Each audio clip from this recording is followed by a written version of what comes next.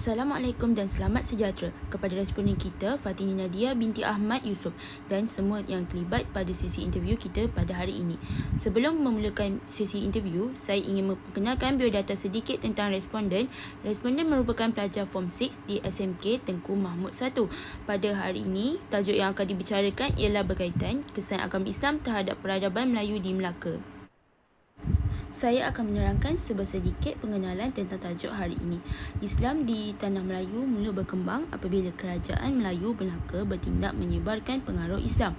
Kedatangan Islam telah membawa kepada pembaruan iaitu dari segi peradaban yang berteraskan Islam.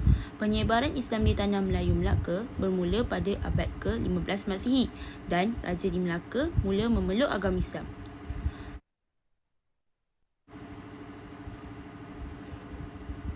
Baik, kita akan teruskan dengan sesi soal jawab bersama responden. Silakan Anis. Terima kasih kepada Aulia Rizki kerana sudi memberi peluang kepada saya untuk menanyakan beberapa soalan kepada responden. Okey, baiklah. Soalan pertama yang bakal saya tanyakan kepada responden ialah bagaimanakah proses perislaman berlaku di Tanah Melayu? Silakan jawab. Proses perislaman yang pertama di Tanah Melayu dipercayai berlaku di negeri Kedah. Kedah merupakan antara negeri yang terawal yang menerima Islam di Tanah Melayu. Islam dikatakan telah masuk ke Kedah sejak awal abad ke-9 Masihi, iaitu sezaman dengan pembentukan Kerajaan Islam Perlak pada 840 Masihi. Namun begitu, Kerajaan Kedah dapat diislamkan setelah berlaku pengislaman Sultan Muzaffar Shah pada tahun 1136 Masihi. Secara jujurnya, tidak ada jawapan yang tepat bagi memastikan siapakah yang pertama sekali menyebarkan Islam di Nusantara kerana tiada bukti sahih yang ditemui bagi memastikan bilakah tarikh kedatangan mereka dan golongan manakah yang terlebih dahulu menyebarkan Islam. Walau bagaimanapun, dengan berpandukan beberapa penemuan batu bersurat dan catatan sejarah, ahli-ahli sejarawan tempatan telah membuat pelbagai teori kedatangan Islam ke Nusantara. Berikut adalah teori yang dikatakan oleh ahli-ahli sejarawan. Yang pertama ialah teori kedatangan Islam secara langsung dari tanah Arab. Yang kedua ialah teori kedatangan Islam melalui India. Yang ketiga ialah teori kedatangan Islam melalui China. Oleh itu, terdapat pelbagai faktor yang membawa kepada proses pengislaman berlaku. Para sarjana dan orientalis barat, para sarjana dan orientalis barat setuju bahawa faktor perdagangan adalah pemangkin utama kepada proses pengislaman di alam Melayu. Manakala Hamka berpendapat bahawa pendakwah yang datang dari semenanjung Tanah Arab merupakan perintis bagi proses penyebaran Islam di alam Melayu secara pesat, di mana para pendakwah telah berperanan mengislamkan pemimpin-pemimpin orang tempatan dan membuatkan rakyat jelata memeluk Islam secara sukarela. Para pendakwah yang datang ke Tanah Melayu bukanlah seorang pedagang tetapi merupakan pendakwah yang tujuannya ingin menyebarkan Islam. Antara aktiviti menjalankan dakwah ialah melalui perkahwinan dengan wanita tempatan, kemudian mempunyai zuriat. Hal ini menyebabkan Islam tersebar dan secara tidak langsung membuktikan bahawa agama Islam telah dibawa masuk ke rantau Asia Tenggara dan wujud interaksi antara tamadun dengan tamadun yang lain. Faktor seterusnya ialah sikap keterbukaan yang ditonjolkan oleh para pendakwah Arab. Sebagai bukti, sejarawan S.Q. Fatimi dalam bukunya Islam Comes to Malaysia telah mengemukakan pandangan beliau bahawa sifat terbuka dan telus para pendakwah terhadap penduduk tempatan telah menarik minat orang tempatan untuk memeluk Islam. Malahan ada di kalangan pendakwah yang berkahwin dengan masyarakat tempatan. Dalam memudahkan aktiviti dakwah mereka turut mempelajari bahasa dan budaya masyarakat tempatan. Oleh yang demikian, seperti yang kita lihat pada hari ini, budaya kita mempunyai banyak pengaruh Islam yang menunjukkan ciri kesantunan.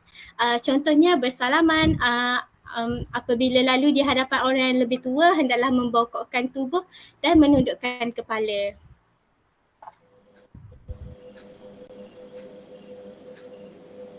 Okey, baiklah.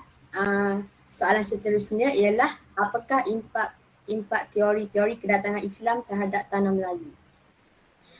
Baiklah, untuk menjawab kepada soalan yang kedua, impak yang pertama ialah perubahan daripada aspek akidah atau kepercayaan.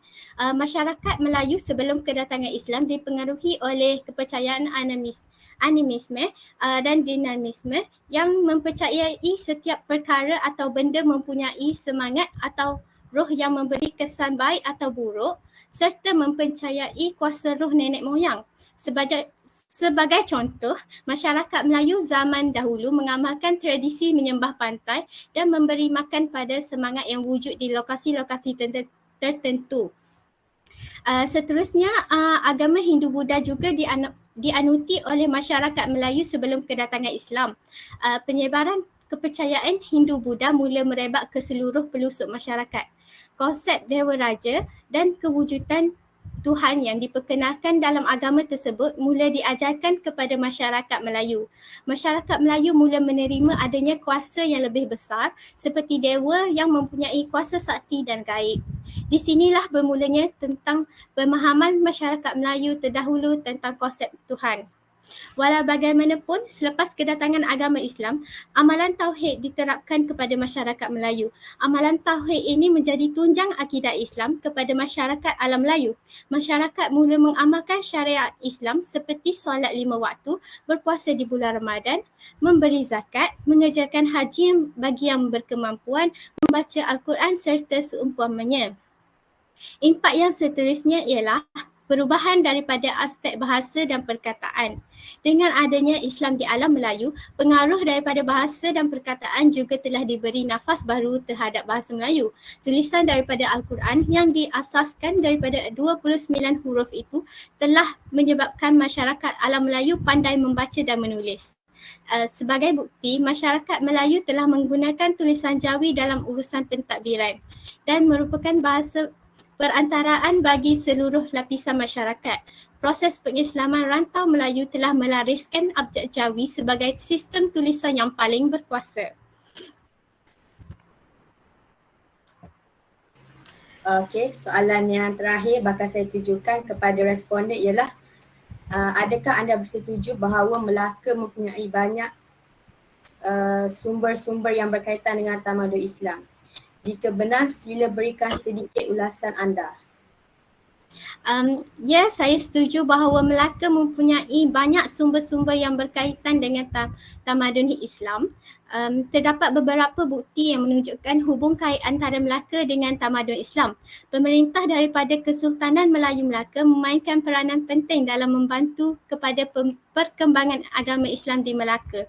Pertama sekali adalah pengukuhan politik dan pertahanan Islam.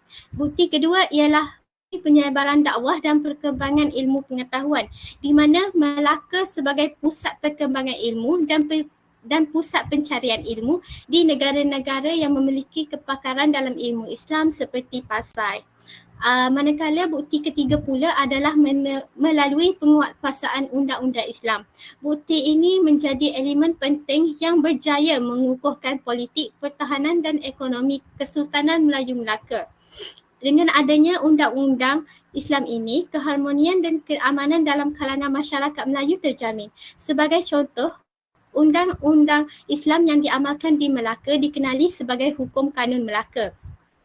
Pemerintah atau sultan akan meninggalkan wasiat yang bercirikan Islam kepada bakal pengganti sultan. Hal ini memperlihatkan kepimpinan seorang sultan yang bercirikan Islam dan berlandaskan syariat berdasarkan kepada intipati wasiat yang menekankan amanah dalam pentadbiran seperti mana yang dipesan kepada setiap bakal pengganti sultan. Sebagai bukti, Sultan Mansur Shah merupakan sultan pertama yang meninggalkan wasiat bercirikan Islam dan diikuti Sultan Alauddin Riayat Shah, berbeza dengan pemerintah yang sebelumnya yang tidak meninggalkan sebarang wasiat berunsurkan Islam kepada penggantinya. Sultan-Sultan Melaka juga menyimpan hasrat murni untuk menunaikan ibadah haji di Mekah seperti Sultan Mansur Shah yang membuat tempahan kapal layar dari Pegu bagi digunakan untuk ke Mekah. Begitu juga Sultan Alauddin yang merancang untuk menjalankan ibadah haji di Mekah sewaktu baginda berada di Batam dan pulang ke Melaka untuk membuat persiapan.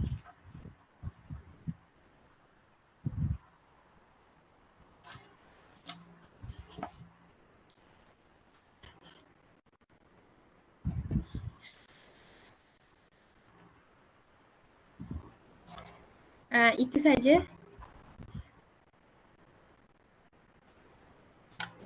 Baiklah, terima kasih Fatin Nadia yang merupakan student Fonsi Ya.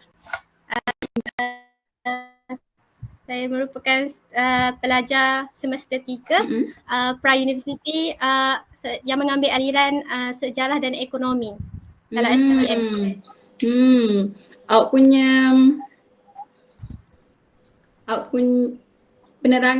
penerangan yang Encik Fatin sangat terang dan di sini saya boleh simpulkan sejarah kedatangan Islam sangat dominan dalam pembentukan nilai-nilai murni dan tingkah laku yang mulia yang bagi sesebuah tamadun. Selain itu, sejarah kedatangan Islam juga boleh nampak dia punya kesan-kesan dia sehingga sekarang. Jadi terima kasih Encik Fatin Nadia kerana dapat meluangkan masa dengan kami pada hari ini. Terima kasih Encik Nadia.